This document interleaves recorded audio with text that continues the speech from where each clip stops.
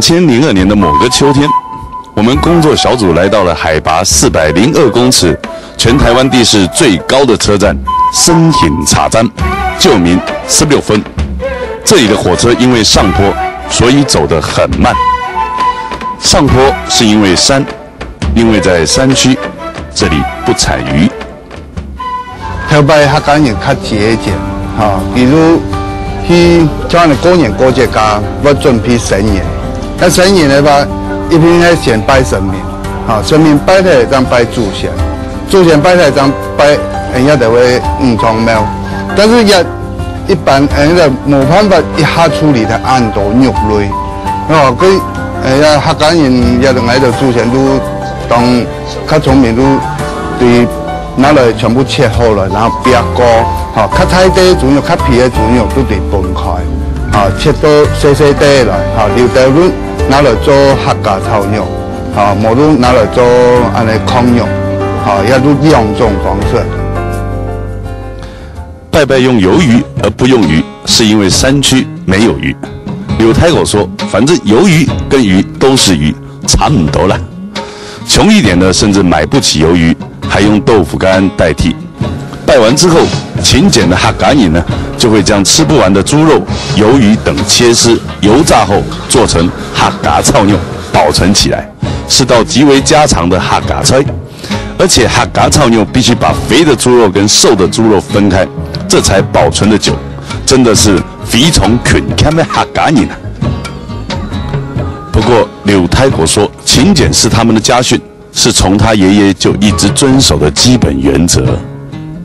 1947年开天做那个环桥，公共迄铁路桥个迄运送点，其用航路行到台中用务团去神枪也转来做业务。当时对外交通全部断线，也用糯米去鱼塘贴来转来。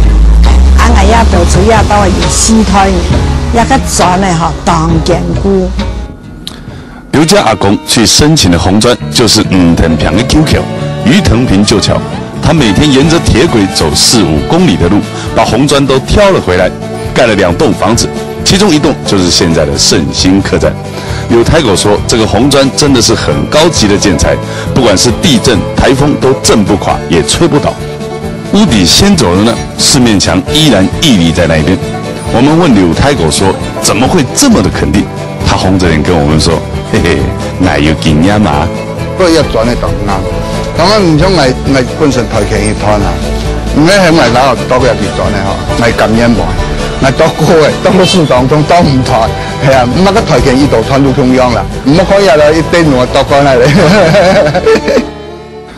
磚頭雖然劈不開，但是柳太狗說他會一種特技，我們絕對想不到，而且不止他會，深井村每一個大人小孩也都會。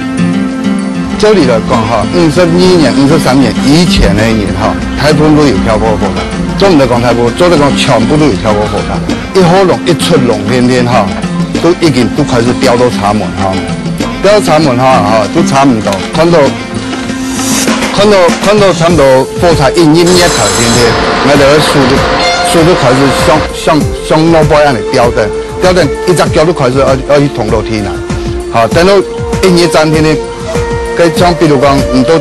都做片上嚟吊人茶門嚟話，一天咧左腳一前下去，左腳一下去，右腳都停喺咗腳，用走佢速度同火柴偏加都飆起來。30多年前，深井村的居民如果搭火車從外地到聖心下車，還得步行返家。有些人下車後沿鐵軌穿隧道步行數公里，又遠又危險，還不如直接跳車返家方便。